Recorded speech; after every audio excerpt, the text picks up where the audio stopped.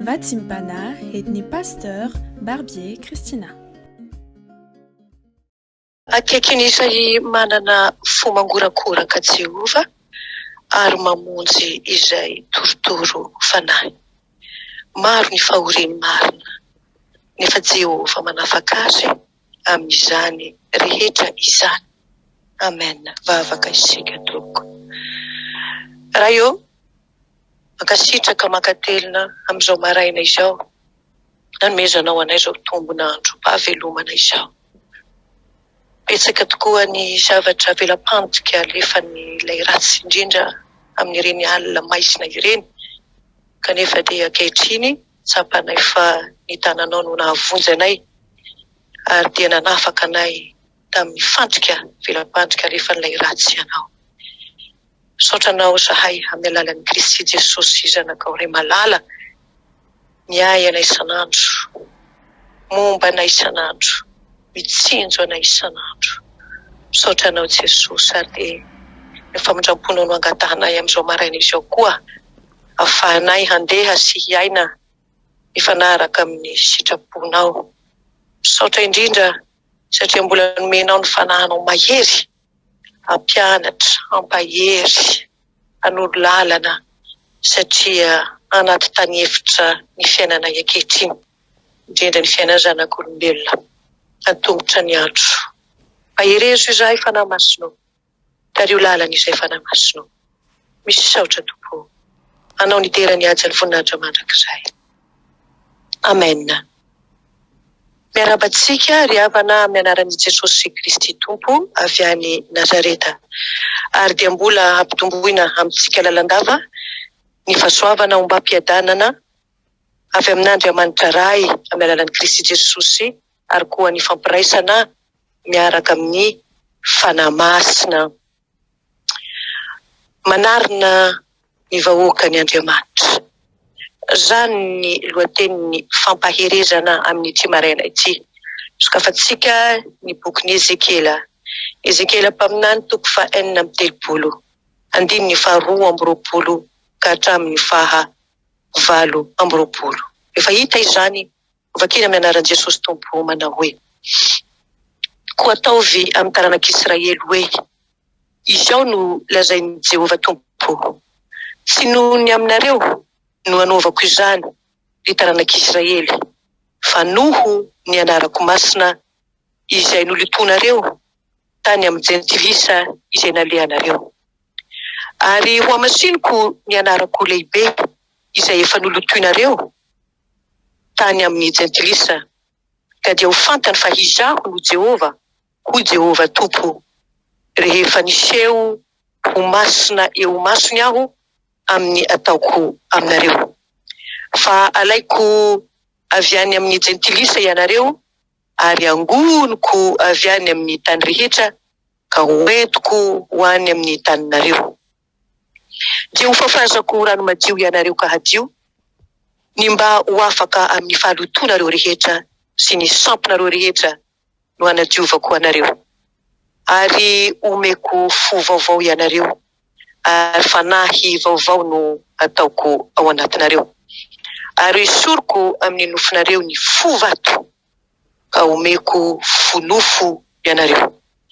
Ary ny fanahiko no ataoko ao anatinareo, ka tonga nareo handeha araka ny lalako sy tandrina ny fitsipiko ka hanaraka azy.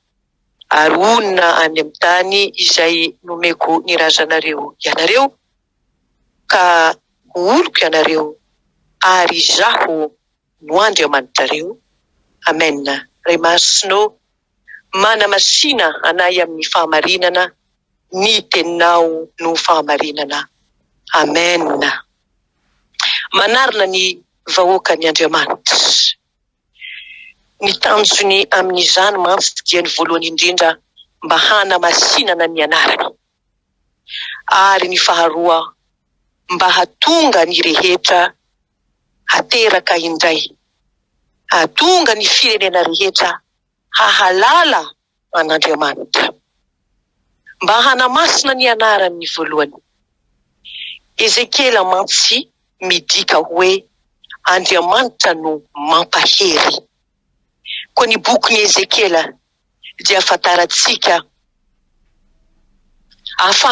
ahafahantsika mamantatra ny fiainan'ireo jiosy izay lasa kobabo tany Babilona fa izay. Ny faharesen'ny Israely sy ny nahafahany firenena hafa nanaisitra azy ireo tamin'ny taniny dia noheveriny maro tamin'izany fa faharesen'ny Jehova mihitsy aza. Azany nahatonga ny firenena maro tamin'izany nambabo azy ny anaran'i Jehova, sady nolotoy ny olona tamin'ny fanompontsampy ny tempoly. Ny tsy fahaizantsika manome voninahitra an'Andriamanitra matetika dia mahatonga ny olona hanao tsinotsinona an'izao Andriamanitra tompony maro izao koa. Amin'izany dia sady hoesoesoin'ny olona ary hamavon'ny olona ny anaran'Andriamanitra. Izany no zavaniseho eto.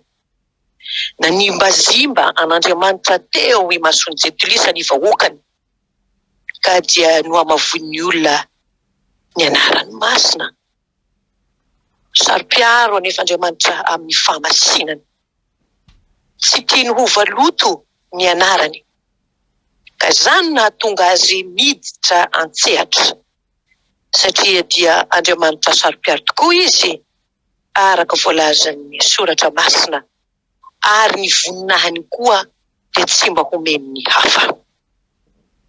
Ka mba hahatonga ny firenena hahalala azy dia rehefa lasa kobabo ireto vahoakany ireto, nahita ny fangiry firiana, ny talao, ny bebaka teo anatrehan'Andriamanitra dia namerina ny vahoaka ho any amin'ny tany indray Andriamanitra. Eto dia tsy miankina velively amin'izay nataon'ny Israely ny famonjen'Andriamanitra, fa asan'ny samy irery zany, asan'Andriamanitra irery. Ary dia tia ny haseho eo imasony Jentilisa fa masina tokoa ny anarany, araka ny 13 hoe ary ho amasiniko ny anarako lehibe izay efa nolotoinareo. Ka dia nanangona ny olona izy, ka namerina azy ho any amin'ny taniny. Manavao ny fanekeny indray Andriamanitra, sady nanavao ny olona. Izany dia mitondra fitahiana sy fahavokarana taty aoriana izany. Ry havana malala, taoriny ny anjeran'ny Jerosalema mantsy dia naminany ny amin'ny fanarenana sy ny fifoazam-panahy ho avy izao mpaminany atao hoe Ezekela izao, izay isehoan'Andriamanitra amin'ny mahampiandry tsara azy ny olony, ka hanomezany azy ireo araka ny voalaza eto hoe fo vaovao, fanahy vaovao. Zany no planin'Andriamanitra tamin'ireto vahoakany reto, hanavaozany azy indray. Ary dia tao anatin'izany no niseho ilay fahitana goavana hitany Ezekela azafady, dia ireo taolamaina izay naminaniny ho velona indray, araka ny voalazany 7:30 zany. Ary dia mifarana amin'ny fampisehoana ny fanarenana ny tempolo masina sy ny tanàna masina ary ny firenena masina amin'ny andro farany izany boky izany. Ry havana malalo, manakambara amintsika Andriamanitra amin'izao maraina izao. Misy koa endrika faharavana amin'ny fiainantsika, misy koa endrika fahasimbana amin'ny fiainantsika. Mety ao amin'ny fiainam-panahy izany, mety ao amin'ny fahasalamana izany, mety amin'ny zavatra maro samihafa rehetra, satria dia efa voalaza tokoa fa zao tany iainantsika zao be loza, be ady, be aretina sy ny sisa sy ny sisa. mahatoky ny tenin'Andriamanitra. Io lay Jehova nanarina any Jerosalema io ka nanova ny vahoaka io, tsy miova izy omaly anio ary mandrakizay, ary mbola afaka koa hanarina zay rehetra valoavana fasimbana amin'ny fiainantsika ho iaho teo. Ary dia ny fanavotanantsika tamin'ny alalan'i Kristy Jesosy dia tokony hahatonga atsika halala an'Andriamanitra, halala ny anarany sy ny heriny ary ny fahamasinany, ka hahatonga atsika handeha hifanaraka amin'ny sitrapony amin'izay. Zao tokoa mantsy ny tenin'ny mpaminany Isaia hoe iandry ny ondry ny tahaka ny mpiandrodry izy, ny sandriny no anangona ny zanak'ondry ka ho trotrony eo an-tratrany ireny ary horoahiny adana ny olony. Ry havana malala, horoahiny hiditra miadana ao amin'ny fanjakany. Kiny ho kolokoloiny isanandro. Moa tsy izany va no hataony Jesosy amboka sy aminao isanandro ilay zanak'Andriamanitra. Voalazany iray hoe fa toy izao no tiavany Andriamanitra izao tontolo izao dia nomeny izy an'ilay tokana mba tsy hisy very zay rehetra mino azy fa hanana ny fiainana mandrakizay, mba tsy hisy very zay rehetra mino azy.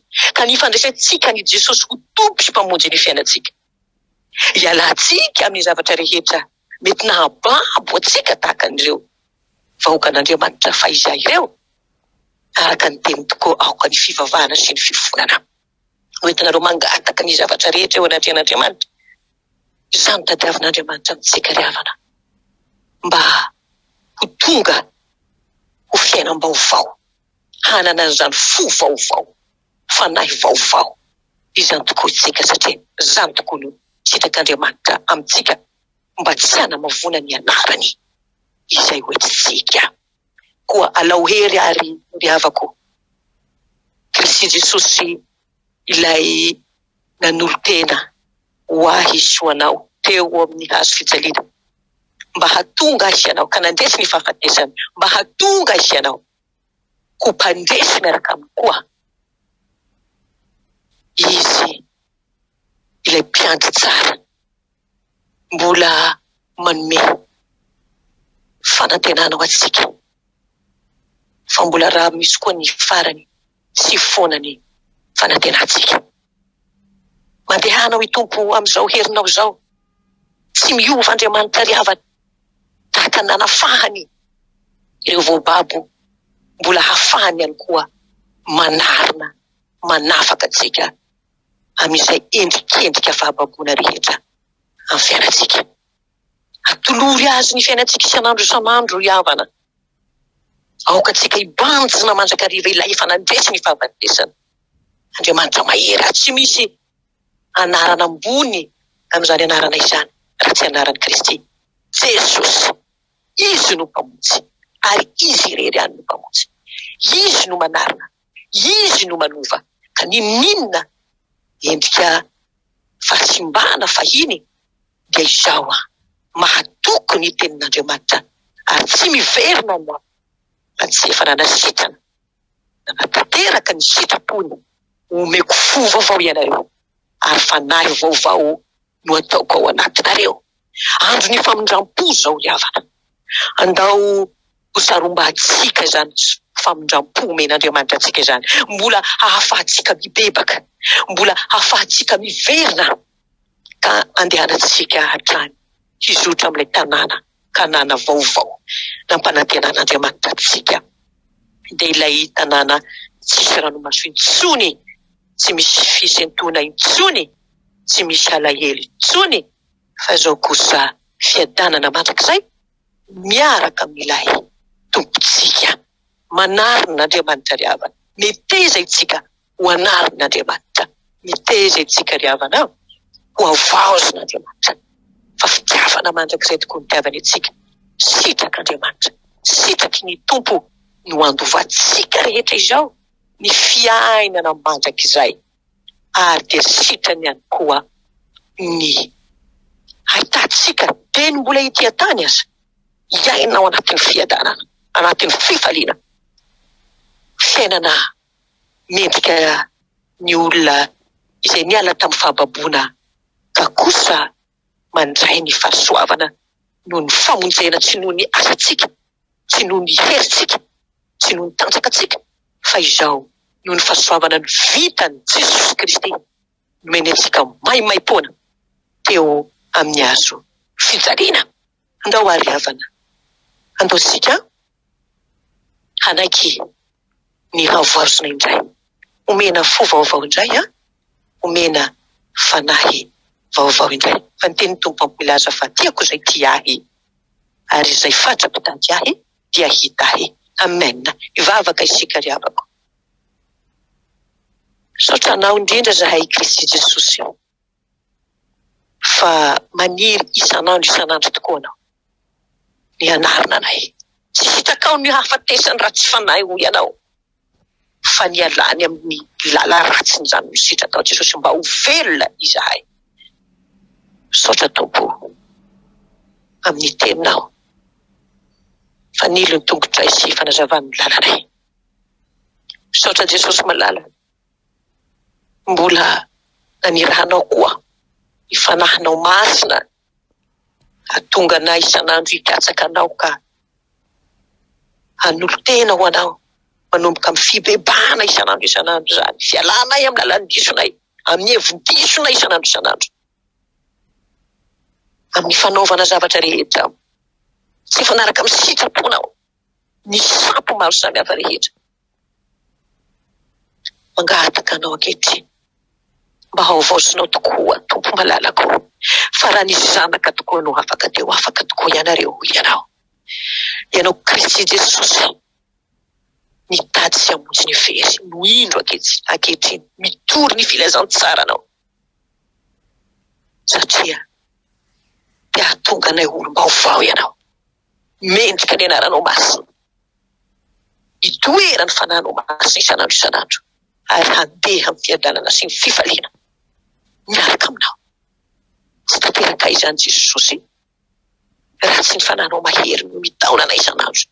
Aza reraka fanahy masino, mitaona anay. Aza reraka fanahy masino, manitsy anay. Aza reraka fanahy masino, manavao anay. Raiso azy, itsodrano ho tonoina amin'ny anaran'i Kristy Jesosy, Tompo sy mpamonjy ny fiainantsika. Andriamanitra fitiavana, nanome an'ilay zanan'ilay tokana, mba tsy hisy ho very izay rehetra mino azo fanana ny fiainana mandrakizay. Ny fahasoavana ao amin'ny Kristy Jesosy no lazainy amiko sy aminao tokoa fa hoe ampoanao ny fahasoavako, fa ny heriko dia tanterahina amin'ny fahalemena. Fiadanan'i Kristy Jesosy mihoatra noho ny fahalalana rehetra hameno ny fofona antsika isanandro, hahatonga antsika handray ny fo vaovao, fanahy vaovao miaraka amin'ny Tompo. Ho anao kosa ry ilay mpanafaka, navita ny famonjena teo Kalvaria, ho anao ny saotra, ho anao ny haja, ny hery sy ny voninahitra, ny fahefana mandrak'izay.